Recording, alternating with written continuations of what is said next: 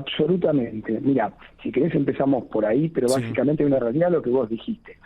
Un cáncer que puede ser descubierto en forma precoz, tratado en forma eficiente, el impacto que va a tener a nivel de la población y el costo operativo de ese tratamiento es muchísimo menor a que si realmente se tiene que diagnosticar y tratar en un estadio avanzado.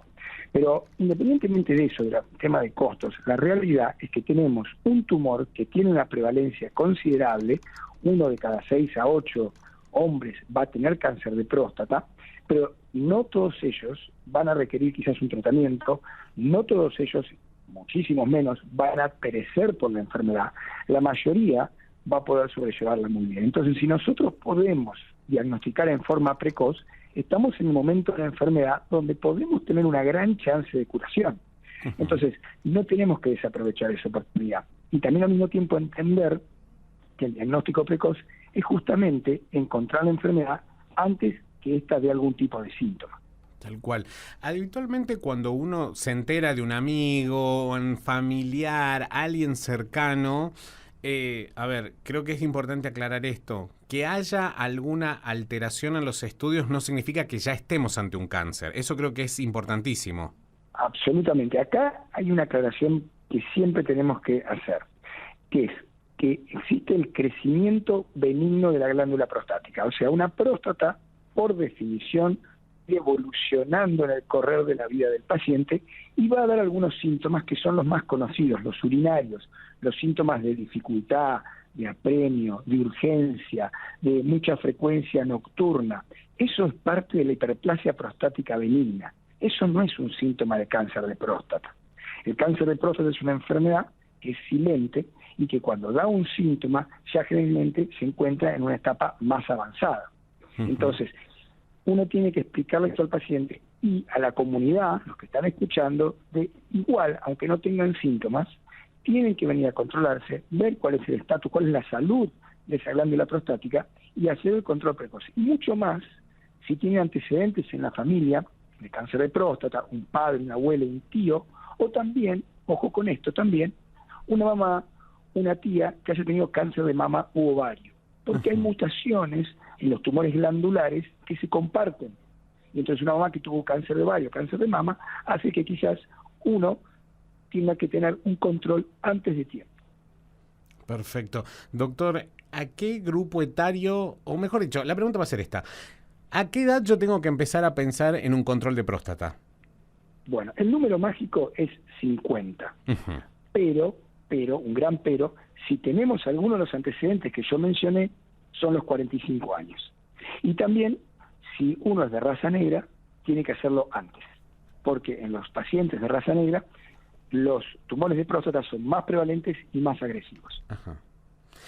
Y cuando uno dice hacer una primera consulta, ¿hacia dónde tengo que ir? Porque como no me duele nada y voy a ir, se supone, digamos, sano, entre comillas, ¿dónde inicio ese contacto con el sistema de salud? Ese primer contacto en el hombre tiene que ser dirigido con el urólogo, porque es el que va a poder evaluar la situación de riesgo que tiene el paciente. El médico clínico, que hace muy bien su trabajo, solamente puede pedir quizás algún estudio imagenológico o un antígeno prostático, un análisis de sangre, pero la interpretación en el contexto de cada paciente la va a hacer el urólogo. Entonces conviene ver al urólogo y que él haga la evaluación de riesgo, vea los antecedentes, vea qué tipo de paciente es y de acuerdo a eso solicite los estudios. Y antes que pasemos a la pregunta siempre, en esta fecha alrededor del 11 de junio sobre el tacto rectal, me adelanto, tener en claro que hoy en día el tacto rectal no tiene la obligatoriedad que tenía antes con respecto a el estudio de la próstata. Es una herramienta muy útil, sigue en vigencia, no obstante no es mandatoria. Entonces, esa idea de miedo y que también aleja al paciente de la consulta por temor a tener una realización de un tacto rectal, hay que desterrarla. Bien, y ahí me da pie justamente a un punto que me parece trascendental y sobre todo si podemos derribar mitos alrededor del tacto rectal, porque si bien usted como dice, no es hoy la primera opción a la hora de hacer un estudio, se tiene otro que es el PSA, ¿verdad? Absolutamente, el PSA sí es mandatorio. Bien, en ese caso que es un análisis de sangre, que es muy sencillo. Es un análisis de sangre, totalmente. Tal cual. Pero supongamos que usted como médico recomienda y dice, mira, yo necesito hacer en este caso, o hoy llegó el momento de hacer un primer tacto rectal. Muchas veces eso está atravesado más que nada por prejuicios antes que por miedos en sí. Absolutamente. Un falso sentido de masculinidad vulnerada. No. Tal cual. Entonces, mi pregunta es, doctor, después de un tacto rectal, ¿va a cambiar mi identidad sexual, mi identidad de género, mi actividad sexual, mi líbido, algo de lo que a mí tal vez me importa en mi característica de lo masculino? Absolutamente nada. Nada. Ninguna alteración, ninguna modificación, ningún cambio. No, hay que desterrar todas las fantasías. Perfecto. ¿Y por qué en el caso de que ustedes decidan hacer un tacto rectal lo creen necesario? ¿Qué motivos pueden llevar a esa instancia? Acá hay que entender una cosa. La separación entre la cara posterior de la glándula prostática y el recto es de 3 milímetros. Vale decir que con una herramienta muy básica y muy económica, yo puedo sentir toda una superficie de la glándula que es donde se encuentra en general el 80%, 85% de los tumores.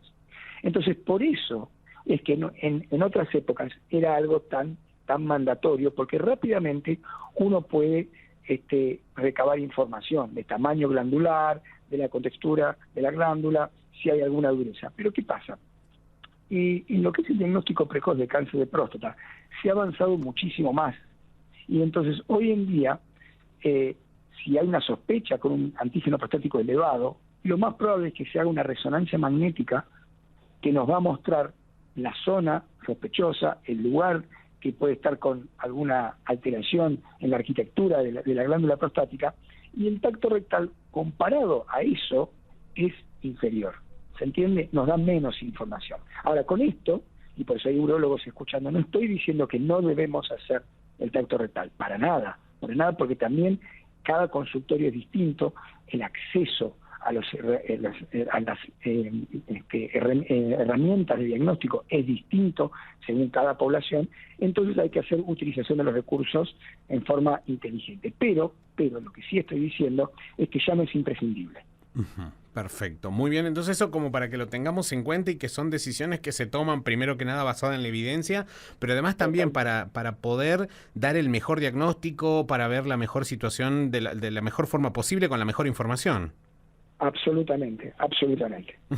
Doctor, antes que me olvide, si yo no tengo antecedentes en la familia de cáncer de próstata o los otros cánceres que usted mencionaba, ¿me tengo que preocupar igual a partir de los 50 por hacer el control? Tenés que hacer un primer control a los 50. Y también, siendo un paciente quizás de bajo riesgo, obtenemos un PSA que es bajo, y el control no tiene que ser anual.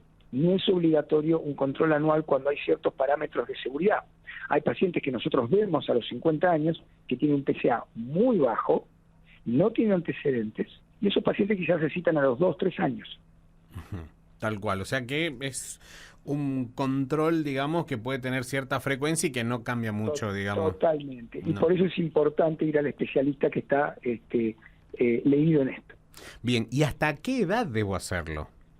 Es una pregunta muy interesante. Si nosotros vemos las guías de práctica clínica, en general se habla de un corte de los 75 años, pero la población está cambiando. Sí. Y entonces estamos viendo que los pacientes más longevos, que son diagnosticados con un cáncer de próstata quizás de alto grado, necesitan un tratamiento. Entonces, lo que es el punto de corte de la edad mayor es muy operador dependiente y muy paciente dependiente. Y yo estoy tratando con una población longeva, estoy hablando con un paciente que me dice, no, mire, doctor, mi mamá vivió hasta los 95, mi papá también, y uno lo ve a los 75 años y el paciente está impecable, ese paciente yo le tengo que pedir un PSA.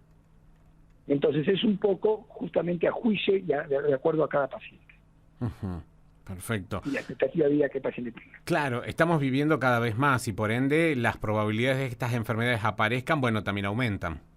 Y mirá, yo te digo una cosa, si vos haces a 100 pacientes masculinos una autopsia en pacientes que son mayores de 90 años, entre el 97 y el 100% tienen algún foco de cáncer de próstata. Opa. ¿Viste? Es mucho. Pero eso no quiere decir, pero eso no quiere decir que vayan a morir de eso.